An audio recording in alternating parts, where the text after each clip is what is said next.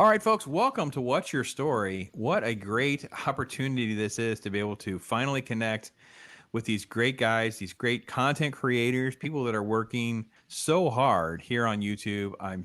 I respect what they do in so many ways, and I wanted to do something that was about the Western as a genre.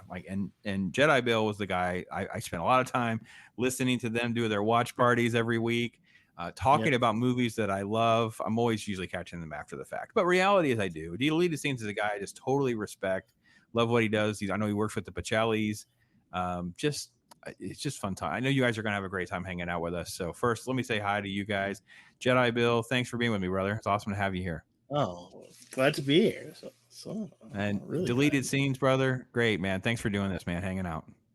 Thank you for having. Thank you for having me. It's awesome. Well, listen. So before we get too far into it, Bill, how on earth did you end up into the idea of doing the weekly watch of a western? I just thought to myself, so much from great movies is taken from westerns, and it's such a rare form of filmmaking, and you don't see that in modern film today. And it just, I was just like, you know, I need to remind people of where we came from, and then where we got great films and great storytelling. And so I said, let's do westerns on Sundays. So it just became a thing, and it's been rocking ever since, and it's been pretty successful for me, and I It's enjoy awesome. it so much. I kind of grew up on that. My grandfather had, he had his little black and white TV. No matter where he was working, or it'd be the TV shows, it'd be the weekly movies, different things like that. Deleted Scenes. Let me ask you, man, how did you become fond of the Western genre? Is there a certain particular memory or a film that kind of stands out to you that kind of got you the bug, so to speak? If I had to pick one particular movie, not just because it got me into westerns, but it also got me into other forms of cinema, was The Magnificent Seven. Hmm. And watching that movie for the first time, not realizing that it was in fact a remake of this, of Seven Samurai, the Akira Kurosawa samurai film, which of course my dad had seen by that point. So he made me aware of it. So not only did I fall in love with westerns, but also the samurai genre, which, once you think about it, do have some parallels. You have the gunfighter or the swordsman who walks into town, and notices a bunch of outlaws hanging around where they shouldn't be, and spends the rest of the movie dealing with them. you know, you know. Yeah.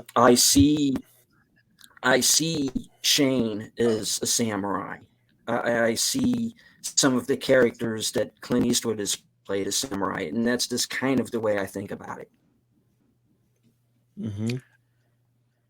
Yeah, I think that's very accurate. I mean, obviously, another show that was on in my formative Nexus years was Kung Fu. And, watching Grasshopper kind of roll through weekly adventures in it's like a very like genre mashup. I mean, sure, it's a martial arts centered show, but like you say, it's very much a Western in its feel and its tone and its structure. These things are very, very, very, very legendary and I don't know, timeless. Bill, why are we drifted away from them so rapidly? Like it seems like, yeah, we got Eastwood, and then that it's like no one else really did too much with it. There's been a few films, I think, over the last 10, 15 years or so, but they're very, very few. And now we have a little bit of a boom with this, Yellowstone thing. People I think are giving it a Oh little bit of yeah. some Yeah. hype because I don't think they've had exposure to good westerns, so they look at this thing as maybe being greater and grander than it may even be. But I'll take however I can get people interested into the genre, so it's kind of at least revitalized some things. But what is it Mm-hmm. to you to think that got Hollywood sort of like off this path from where they were, during the John Ford era in particular? I don't really know per se. It just It's hard to pinpoint it.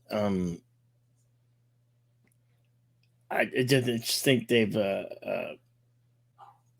the industry has changed so much, and that you know, I guess for somewhat for modern audiences, and they lost their way of the art form of great filmmaking and Mhm. storytelling, and that's one of the reason problems with modern cinema. I mean, there are some rare gems that do come out.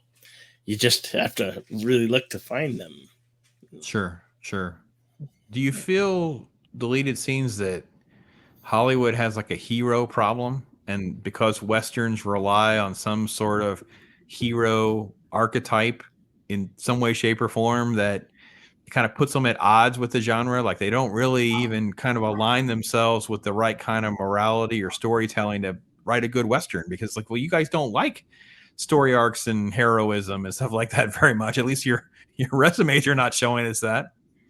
Well, I'm glad you asked that, because I actually just did a show about that. The fact that Mhm. Hollywood no longer produces the heroes that we grew up on. Mhm. And I think that's why we have an entire generation out there that has kind of lost their way. Not only do they not have heroes on screen, they don't have heroes at home anymore. And it's like Mm. it's almost like they are being taught to see who the people that we used to see as heroes and the characters that we used to see as heroes is either evil or cautionary tales. Mm. You know, Okay. they now refer to Luke Skywalker. They refer to Luke Skywalker as a cautionary tale. I see a different movie. Apparently Ryan Johnson did. I think that it's that phrase. If you forget your past, you're doomed to repeat it, or something like that. If you forget your Oh, you history, got it. Yep. what am I thinking of? It's almost like the younger generations are being raised on this nihilistic, no hope. But in the movies that we grew up on, and the westerns were among them, you had the heroes, you had the hope.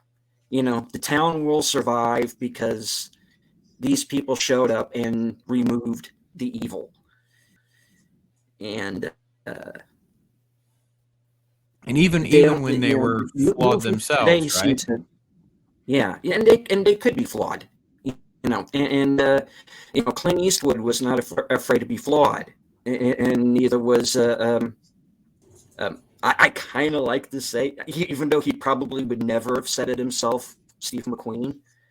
He played some characters that were incredibly flawed, you know, Mm. and that were very much, I think, kind of extensions of himself in a way. But you had these men who were not perfect, who knew it, who made mistakes, but learned from those mistakes and moved on. It wasn't this second place participation trophy kind of thing that we see now. Um, where everybody's a winner, and oh, you didn't put out any effort. Oh, that's okay. Here's a trophy. you know, we come from a generation where there are no points for second place. Hmm. Yeah. Yeah, And I really, yeah, I was just gonna say, I really, really agree with that assessment too, because I feel like ideologically, westerns are kind of at odd with how this generation kind of sees stories and characters and protagonists, and it's like, you know, the hero with no name or William Bunny is an anti-hero that are so superior to the anti-heroes that are being generated today that I don't even know what to do to someone. I don't even know how to have a conversation with someone who thinks that some of these characters that are being created are supposed to be interesting to me. Whenever I see films that are I mean, Unforgiven is now over 30 years. It was 30 years last year. I'm like, you're not writing anything remotely creative or interesting new to cinema, let alone to that type of character. Bill, when's the last time you've watched like one of the dollar films, Good, Bad, and the Ugly, Fistful? When's the last time you watched one of those films? I think we just did one a while back. Wasn't very long ago, right? You guys did it. You Yeah. guys did one a few weeks ago, I think. Yeah. Yeah. Yeah. Which one did we do? Oh, there's we so did many. we did the Good, the Bad, and the Ugly. Yeah, we did the Right. Good, the Bad, the Ugly. And, Right. So when you watch that film, to me, it just still holds up as much today yeah. as it ever did. Like it to me, it's not this dated film, and it's not like sometimes when you watch. I just did The Birds, and while I love The Birds, I have a good time with this film, and it's you feel a little distant from the experience of it, right? Just the world is just different now. But with something like Good and Bad and the Ugly, and again, it's a Western, I get that. But the idea of this guy that comes in and then just starts kicking butt, taking names, and then realistically gets his own butt kicked along the way to overcome is still so much aptly, so relatable. That's the word I'm looking for. It's so relatable to what they were trying to go for with a character like Mandalorian. Like you were going for something like this, but you guys can't hit the mark for nothing. I don't know about you, Bill, but I'd rather watch those 3 movies again than have to sit through some of these misses, if that makes sense. Like I don't understand how someone in the room, an adult in the room, because they have to be, some of these adults have to be our age. It's like, haven't they accidentally watched these Clint Eastwood movies? Haven't they accidentally subjected themselves to something remotely interesting that you could just almost steal from? Like, I don't know. I don't know how we get here, Bill. I don't know how we got here. Right. There's some great ones like from like it came in the 70s. They call me Trinity series. They call me no name. Starring Terrence Hill and Bud Spencer. Just you should have a look at those films. I mean, those are just some really good westerns. The action, there's comedy in it, and then it's just good storytelling, and of course there's always good stunts in the westerns. Sure. Deleted scenes. Let me ask about, and maybe it's because we're older, but there is sort of an association of westerns with John Ford and John Wayne, right? What is it about those films that you think have kind of made them so timeless and kind of I don't want to say a poster child for the genre, but really kind of are for a massive segment of the audience that has at least seen them? What do you think kind of holds up in people should be learning from or could get out of it? But those stories are timeless. You could. That's why I think they work so well today. We watched Stagecoach the other day, the original one, the Ford Wayne Stagecoach. Yep. Which was the first of like 14 movies that they did together over the next like 30 years. And they really hit on this, for lack of a better term, zeitgeist, I guess. You have a lot of these films coming out when? Just after the Depression and just after World War II. At a time when people were really down and needed entertainment, needed to be taken to another place that they didn't know, this time that they didn't know. And that's what a movie is supposed to do. It is supposed to take you to this other place, another time. And when you're dealing with the fact that you have this time of extreme poverty with the Depression, and then just getting out of this very brutal war that could have destroyed everything that had been built up to that point. You need that. You need the entertainment. You need that to get something to get away from that. And the movies, and in particular Westerns, being so popular at that time, filled that bill. You know, I don't really know how to say it any other way than that. You know, An escape from it's an escape where they are, right? from We need to have an escape from, Yeah. like, why Right. does the modern politics and our stuff, comic books was the worst for me, because it got so heavy handed that I'm like, look, I'm not reading this to hear similar things or connect to the same things I'm seeing in my regular life. I would rather, at least if you're going to do that, write it as a metaphor, write it as a life lesson, write something a little more nuanced, so I can at least have a little bit of an escape from a CNN experience, if for lack of a better term. yeah. But Yeah, I couldn't agree trouble more is, with your assessment, deleted scenes. And I'm not dumping on everybody, because I'm about to bring up somebody who I think gets it, and that man is Taylor Sheridan. You brought up Yellowstone earlier. He is the creator of Yellowstone. He wrote Sicario. He wrote a movie that Bill and I did, Hell or High Water, that I think is a masterpiece. Wind River, that I think is very good as well. And this guy gets it. Why? Because he is a cowboy. He is a rancher. Yeah. You know, he is he is like the living embodiment of the Marlboro Man. You know, I mean, he really is. Yeah. You know, and so he not only is the best screenwriter out there today, aside from maybe Tarantino, but he understands the people that he's writing about because he's lived it. He sees it. Yeah. The rest of Hollywood, that's flyover country to them. That's so true. We have, you know, Hollywood's way of thinking is we have to educate those people because they don't get it. You know, they're too set in their ways, and you know they cling to their Bibles and their guns, and they don't understand a thing. But Taylor Sheridan, he gets it. Bill, let me put you in the hot seat. Let me put Bill in the hot seat on what you said then.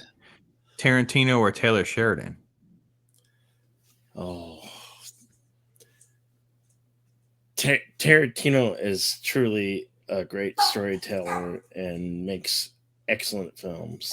And but then again, I'm pleasantly surprised by Taylor Sheridan, how good his writing is and how good the series of Yellowstone has been.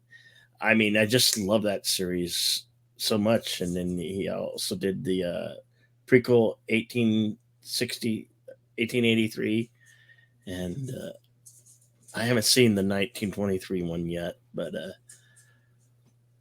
that's a tough one. But you know, I'd almost have to flip a coin because I got you. I'm decided. Have you guys watched Mayor of Kingstown yet? Mayor of Kingstown. I haven't. No, not yet. I think season 1 of Mayor of Kingstown is superior, because I'm just now getting through Yellowstone. So, hot take. Sorry, guys, I'm behind. By the time you guys are watching this, by the time that the people in chat are responding to our premiere, I am done. I am done by now. But when we recorded this a couple weeks ago, I was not done. I was still in season 4, and I will say, hot take, I'm not enjoying it as much because of how it's put together. Like, binging it has been fine, but if I was watching this in real time, I'd be real frustrated. Like, season 1 just ends with John just walking, and then season 2 is really the continuation of the story. It's really 20 episodes is one story arc, and then season 3 ends, and it's the same day as the way season 4 starts. Like, it's another set of 20 episodes. God help me, season 4 needs to end. Please do not make this makes my head hurt. Like, please write, you know, but he does such a good job of finding the threads of story to go on with. And when you guys see Mayor of Kingstown, and I think season 1 Mayor of Kingstown is among, I'm not going to say it is, but it's among some of the best television that was ever made, because it is not just riveting, it's almost like an education. He takes you into criminal reform and the prison system and the corruption of in the prison and out of the prison and gang violence and race violence. And it's like similarly to what he accomplishes in Yellowstone about property rights and, you know, corporate cronyism and just some of the different dynamics that Yellowstone does. Deleted scenes, when you were talking about this, and you talk about Taylor Sheridan, ideologically, I got to be honest, a lot of the takes a character may have are very left-wing politically, yet they're presented in a manner that is very believable and not off-putting, if that makes sense. So it's not like it's a right-wing show because it's a cowboy show. It's actually dealing with some topics that are kind of complicated and nuanced and difficult to articulate, and maybe there's not a good solution, whether it be right-wing or left-wing politics. It's all such a mess. Taylor Sheridan, to me, may be the best, way far superior than Tarantino, of trying to have that level of nuance in storytelling. Right, exactly. I mean, because and granted, I have also not seen Yellowstone straight through, so I don't feel qualified to speak to it. But in his other work, I have noticed that you can't really pin down necessarily what his own personal politics are, because it is so balanced, and it doesn't hit you over the head, one way or the other, really. And I really appreciate that. I don't need a left-wing politics shoved down my throat. At the same time, I don't want the politics that I might agree with shoved down my throat at the same time, which is where I think a lot of these quote-unquote faith-based movies go wrong. Is they're almost like, they're heavy-handed. You can say it. Like I did a whole video on why I tried to offer right before Easter. I did a video, guys, if you haven't seen it, where I offered up like 3 or 4 films where I'm like, these are pretty good, and I kind of discuss where they fall short or whatever. I totally agree with you, and I want to see what you guys agree with what you've seen of Yellowstone, Bill, deleted scenes, what you've seen with other Taylor Sheridan's other work. Do you guys think that it's because Taylor Sheridan is tapping into us as humans that these issues are complicated? It's not about right and left, these caricatures that they try to put us in. It's like, these are complicated things. You can have a belief that is very complicated and say, listen, I can raise cattle for slaughter and still believe in animal rights. I can believe in protection of the environment and still have an understanding of protection and land ownership. And there's all of these different things that are very complicated. And this shows at least are presented. I think it's not about right versus left. I think maybe it's being presented in it's just a nice complicated way for you to help sort out through all of these different characters and the complexity of life. That's how I'm seeing it. And maybe I may be oversimplifying or undersimplifying it. Bill, you have your first stab at correcting me on my take. It's a fair assessment. I don't know. Can you say Yellowstone's right or left? I think it's very just nuanced. I think it's just in between. It's pieces of everything all thrown together. Like, I don't know that. Yeah, but I think that's life. We're not all pigeonholed down like this perfect ideological mapping. It's he just also not like that. It's storytelling from a different style of cowboys. A different way of life and how you view the world. That's where I think a lot of his storytelling comes from. Okay, that's Yeah. fair. That's fair. Yeah. Do you think, Deleted Saints? Do you think Tarantino hits the home run better because he has played in cinema where he can push the envelope further? So for me, Hateful Eight, the part of the beauty of Hateful Eight is actually not the beauty of Hateful Eight. It's the fact that he's able to at least break people's bubbles on how awful the world is. Like he's able to show how dark and depraved some of the humans are in a very graphic way that other television and film don't even try to do. You know, There was a question in there absolutely. somewhere. I'm not sure where it There was, is, but there yeah. was a pretend there was a question in there somewhere. Help me out. I don't know. I'm sorry. That was me word vomiting a little bit. Yeah, I see. Oh, believe me, I have word salad down to a science. I I always saw Hatefully as a mystery in a Western's clothing. Hmm. You know, it's Mhm. he wanted to do he wanted to make Clue or his version of it and put it in like a Western skin suit in a lot of ways. Um, Okay.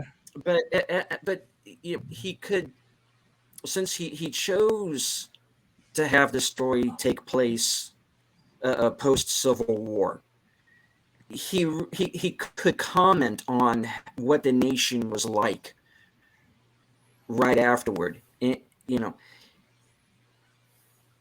the war didn't end for a lot of people when the war ended. In the mind of a lot of people, you know, that war continued. You know, there were people who actually did like try and go off and fight, you know, again, you know, and start the war back over, you know. And when you're dealing in particular with Major Warren and the sheriff Walton Goggins' character Mannix, who are on the opposite sides, you know, who are on opposite Mhm. sides in that war, and then being put in a situation where they have no choice but to work together because they're dead if they don't. You know, and that's an interesting little stew. You know, Yeah. you have characters who are exactly as the title says, hateful. These are not people you want to be locked in the same room with. You know, I know I would be. You know, maybe I should just like steal the coach and the stagecoach and bail the hell out of there. But um, but I think that movie works on a lot of levels. Yes, it's a Western. Yes, it's a mystery, but it's also Tarantino shining, shining a light on that period of time in our history, and that's why Mm. it's also a good why Hateful Eight and Django Unchained are good companion pieces to one another. Mm. You know, That's true. and, That's and true. even though Tarantino takes it into this kind of fanciful direction, you know, um, and where it's history, but it's not quite history. It's kind of history the way he wishes it was in a lot of ways. Oh, it's But Tarantino history. We don't. Yeah, we can. Yeah, we. There's. Yeah, it's. He even admits that he's like he's got his own little yeah, Tarantino verse that he's kind of learned to play in with like Inglorious Bastards and Once Upon a Time in yeah. Hollywood and But such. Uh, yeah. at the same time, he is, you know, okay. I'll go back even further. 300, And not a terribly realistic film, you know. But if it made people go out and read about what really took place, go out and research the Battle of Thermopylae, go out and research the Civil War, pick up a book and read. then that works too. Agreed. And if you can go back and watch a Western and somebody decides, hey, I really want to learn about that period of time, and that's what it did for me. To call back to what I said earlier, not only am I going back and researching what life was like, for homesteaders in the 1800s, that leads you back again to the samurai film, where you're getting, feudal Japan at the same period of time, and this sort of kind of parallel track that both our countries seem to have been taking. At least that's the way I look at it. Yeah, we could do a whole stream based on some of your theses, that's for sure. So let me drive back to what kind of started some of the OG stuff. And Bill, let me ask, is there a favorite John Wayne film, or is that just too unfair? Is it just like we have to list like 3 or something? Is it can we whittle it down to a favorite, or is it too hard? I'm not sure I can get down to one. I mean, I think I have one, but then I'll think of 3 others. And I'm like, well, Well, I really did like Rio Bravo. That's probably at the top of my John Wayne films. And right. We did Big Jake last Sunday. I would have easily have said The Searchers, and then it's like we start listing, and you're like, True Grit, and you're like, okay, hold on, Rio Bravo and True Grit, and all right, hang on, what about you? Deleted scenes. Where are you at on, like, do you have one, or is it just too hard to have one? It is hard, it's a fair assessment. I mean, if you want to look at it on a performance point of view, then you have to go to Searchers, because it's so far away from anything that he had done up to that point, and I get in a way you could say probably even after. That's one of the Oscar snubs that kind of sticks with me, I think, is how do you not nominate the Duke for The Searchers? I mean, come on. He was not, quote unquote, just playing himself. He truly became that character. Do you know his highest rated movie is actually the Man Who Shot Liberty? Also very good. Also very good. That's actually his highest rated one. I looked that up because I was going to do some John Wayne movies, and I was like, should I look at the one? And I was like, that's fair, but I wouldn't have thought that. Okay, interesting. So I threw it out because I don't know there's not really a right answer, folks. I'm sure hopefully you guys in chat or comments are making your choices known. And by the way, all of the descriptions and contacts for these wonderful guys will be in the description, so you can make sure you're subbed and connected.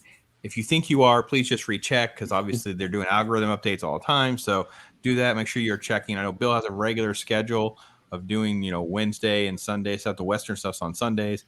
Do you have a regular cycle, or are you still just kind of, because you're doing so many other things behind the scenes, bro, especially on like the Pacelli stuff, man. I feel like I don't want to pin you down here, but do you have like a regular cycle of where you're doing videos and stuff? Oh, I do. I have a regular show, as you see here, called Unscripted. Okay. And it is now the official lead-in show to Geeky Geezers. All right, we're going official. We're going to make it official. All right, perfect. It is official. And I do this hour stream of consciousness type show. I pick a topic and discuss it, hopefully coherently.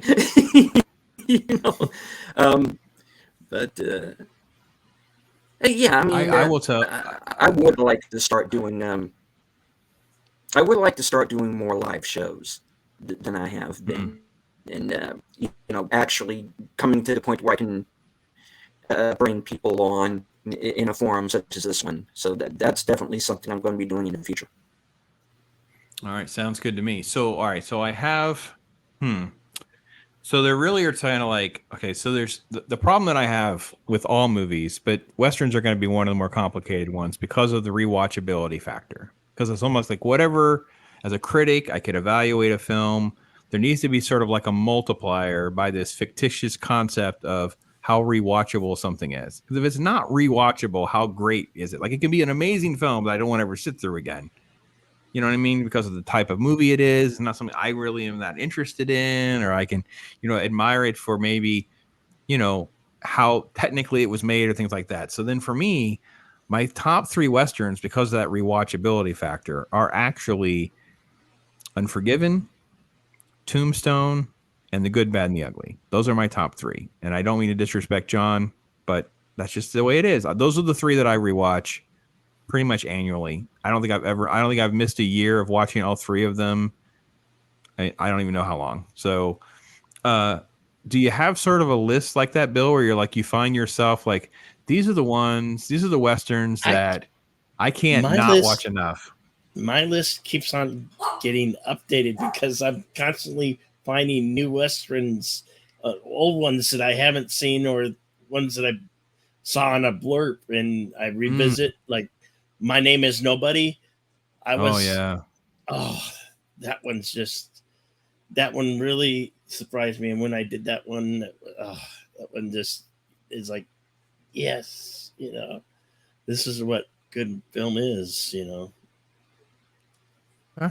All right, that's fair. And listen, there's no wrong, right or wrong answers here. You're among friends, brother. And I totally feel you because I'm doing this Throwback Thursday for this exact reason. I'm going back rewatching things, getting that experience again, and kind of re-gauging, recalibrating. Like, man, this is so much better than I remember. Or, oh, okay, I saw that. I don't know when I'll watch it again, but I'm like, okay. So it's like, a film can catch us in different places in our life and things like Outlaw that. Josie Wales. My favorite Clint Eastwood movie, hands down, is Outlaw Josie Outlaw Wales. As Josie Wells. much as I love Unforgiven. Well, let me get to some of the Eastwood films then, because I couldn't agree more with what everybody's saying. Like, it is hard to kind of pick. I mean, obviously this is kind of the fun of nerddom, right? We can all have debates and conversations and whatever, and there's really not right answers. And when something is broad as a whole genre, you end up with like this stuff. And I think for most people, uh, I think for a lot of people, they haven't given Westerns a chance. They just haven't. And Oh I don't no, really know exactly why. There's a lot of folks that just haven't done that. And I would encourage you. There's so many good westerns. Yes. Uh, Yes. Yes. Dances with Wolf, Last of the Dogmen. You know, Yeah, and uh, we were going Tom Berger. before we went live, Bill. We were like just going down the list of stuff that's free on Tubi. Yeah, Forget about just film, just the Gunsmoke and Bonanza and this sort of like episodic television that kind of immerses you into these shows that were on for so long. It's not for no reason, guys. They were good. They're entertaining. They're addictive. So yeah, there's tons of that out there. But I would be remiss if I didn't give Eastwood some due because he's the one I grew up with. He's the one that I mean, Pale Rider was like this epic moment. I'll never forget seeing it in the cinema. I was just like, oh my gosh, what on earth? I felt like when I left, I knew my grandfather better. I felt yeah, when I left the theater, I understood the love of Western better. And then when Unforgiven came, and I thought to myself, I didn't think during my lifetime I would ever see an Oscar-worthy Western. I'd already kind of thought, well, there are going to be good ones, there's going to be bad ones, and then of course it kind of at least it has that on its resume. But it's like, wow, it's like a game changer for me. Um, what do you tell people is like how to steer because Bill's just dropping names. He's just dropping movies like that. Like deleted scenes. yeah. What do we do to help steer people towards this a massive job? How do we whittle it down to help people know how to focus on one or some? I mean, we've dropped a few, but how do we do something like that? And how do we do that for someone like Clint, who was an iconic cowboy for so long? Again, and so many that you can choose from. Start how I started. You can either Rawhide or Outlaw Josie Wales, because that was the movie that he made that made me want to go out and seek out all of his earlier movies. And is what made me stay a fan all these years. So I if was I able had to to pick hear. one, that would be it. You said Outlaw Josie Wales. Was there another film you said? Because you kind of broke up a little bit. I would also say, if you want to throw television into the mix, Rawhide. Yeah. Yeah. Okay. Yeah. That's fair. That's fair. What is one of the more modern ones? Because the one that's on my list right now, that's the next one I haven't seen. I always try to find the ones I haven't seen, and especially from the recent stuff. And that's, I just keep putting it off and just keep putting it off, and now it keeps coming up. I've got to sit through Bone Tomahawk. I have not sat there. I have not watched Bone Oh, Tomahawk. No, we I did know. that one. I know you did. I didn't watch it because one. I just haven't got it. And so Bone Tomahawk is at the top of my list. Do you guys have lists of some that you have still not seen and you're just like, I just haven't gotten to it or something like that? Bill, do you have one? You're just like, I got one or two earmarked that I've never ever seen. I don't know. I'm notorious for watching things over and over again. I go back to films because I love them so much. Mm-hmm. Especially the ones that are worth rewatching. Those spaghetti westerns with Clint Eastwood is a good start. There's so many good ones, but like. There was Bill looks like he's in a disguise because the sun hits his face like halfway. He's redone his office and the sun is like in his face, and I'm like, it's like it's almost like a mask. He's on like a witness protection or something. Yeah. No, I feel you, man. Have you seen 1995's Last of the Dogmen, the Tom Berenger? No, I have not. No, I'm not. I will write that down. Last of the Dogmen. Yeah. Okay. This is a true classic. Or another one with Open Range with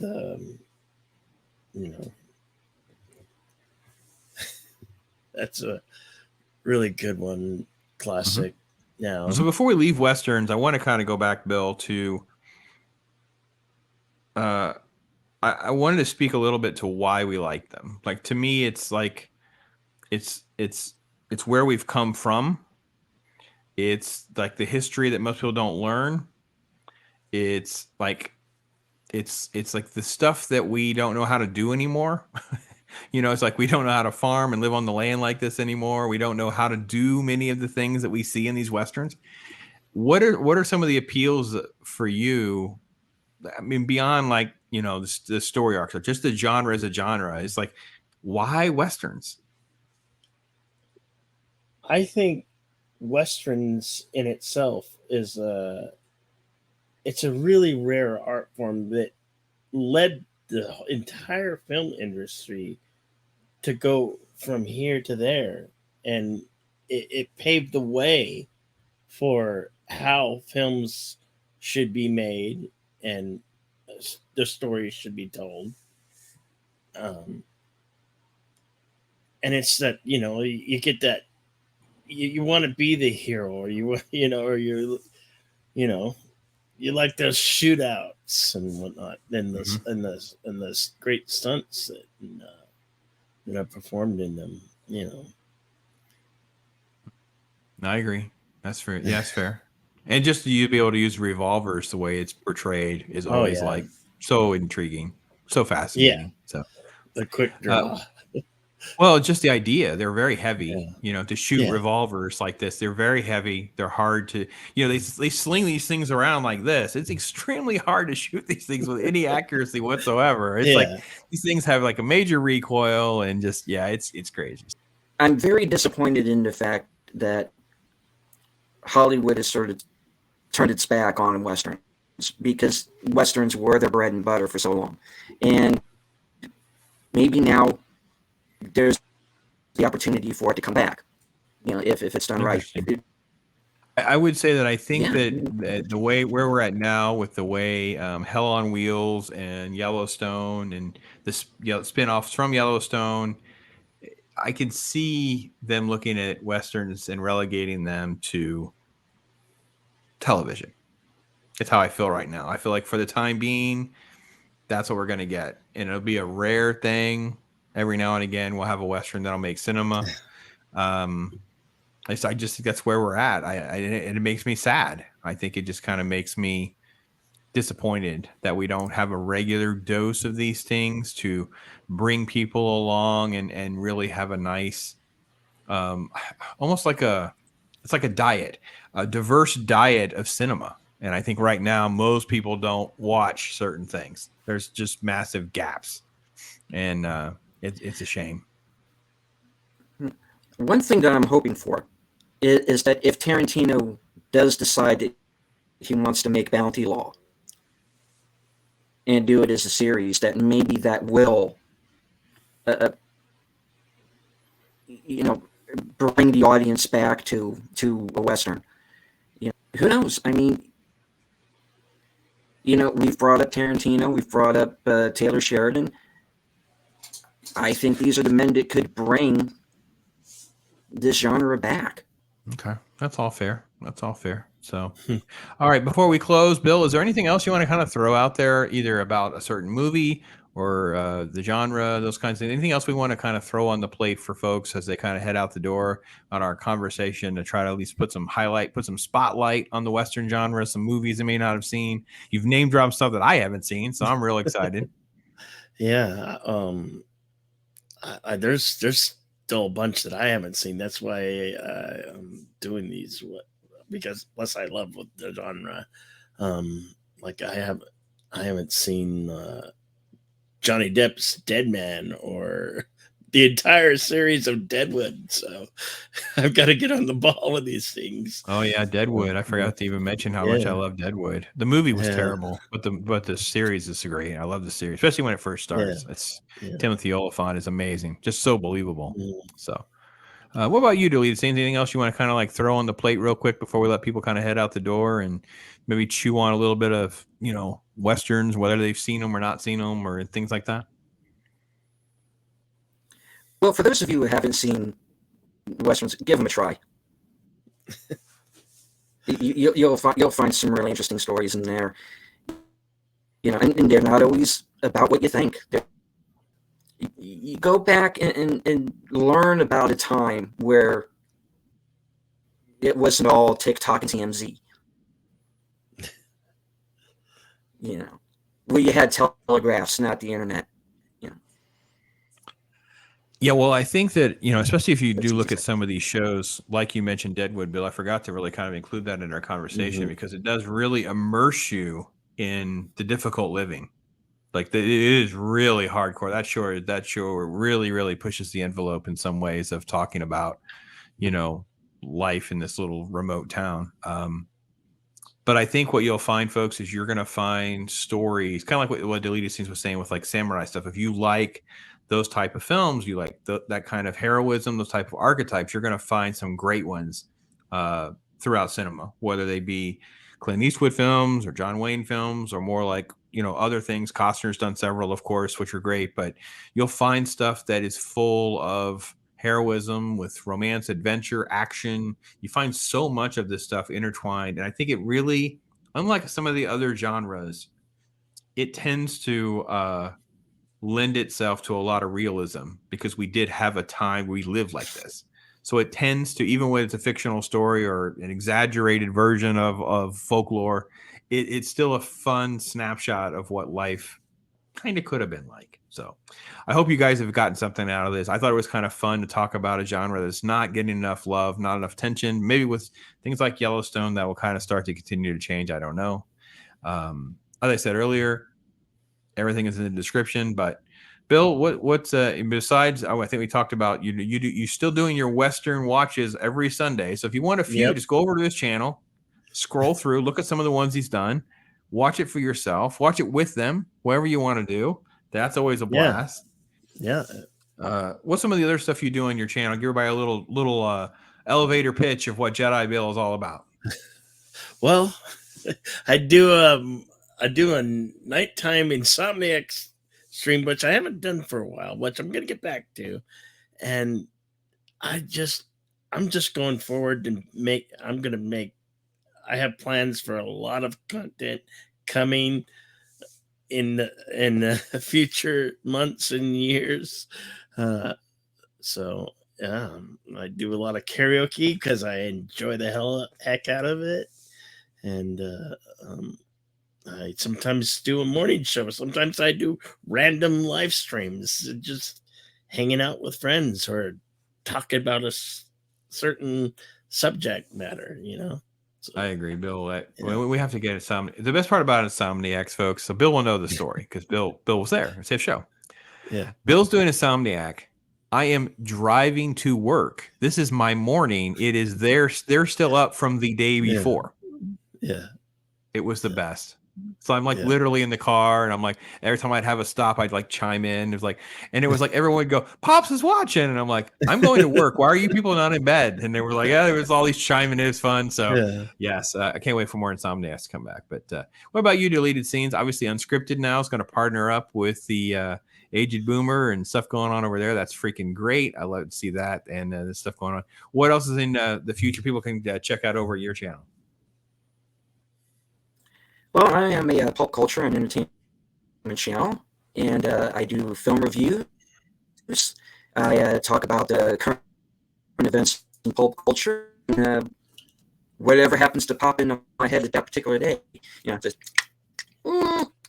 come on in. The water's fine. No, yeah, and a lot of there are some content out there that it kind of dwells on in negative, and I try my best to kind of stay away from that. Kind of stay out of the feuds and whatnot, and point my subscribers in the direction of good entertainment. Because it's so hard to find these days. You kind of have to go back a ways sometimes.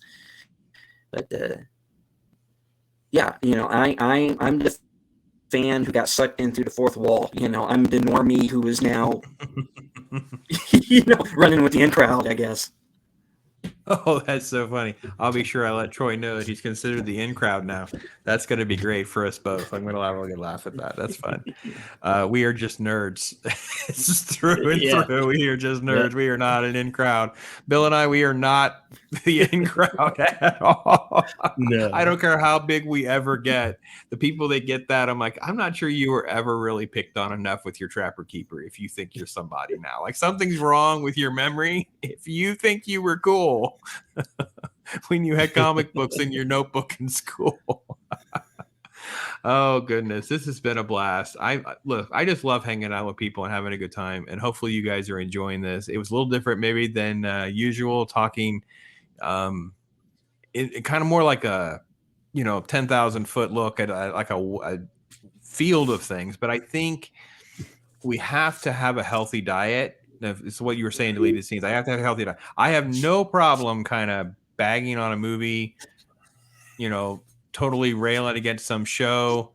But reality is I've also tried to balance that out against other stuff. Oh, look, we're going to see he's showing off good stuff. You got to save all that, Bill. We got to do another clip for that kind of fun. Yes. See, yes. Metal lunch boxes. Thermos. And there's a thermos inside. This one, unfortunately, is missing. Okay. I have the actual lunchbox. So. Yes, that's awesome. But here's the thing, folks. Listen, just try to find good stuff. Don't snub Westerns just because. There's some great ones out there. Make sure you've got a healthy diet of different genre, different things. I know I can hear the anime people screaming at me because I don't watch enough anime. I can hear people from the Asian cinema tell me I don't watch enough Asian cinema. I know. I'm trying. I'm doing better. You got to give me a little bit of love. But thanks so much for these guys joining me. Thank you all for hanging out and doing this. And if I missed your comments, so I watch all of this after the fact.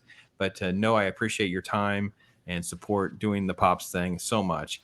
Go out, make tomorrow better than today. Be blessed. And as always, talk hard. Thank you guys for watching. I am Pops.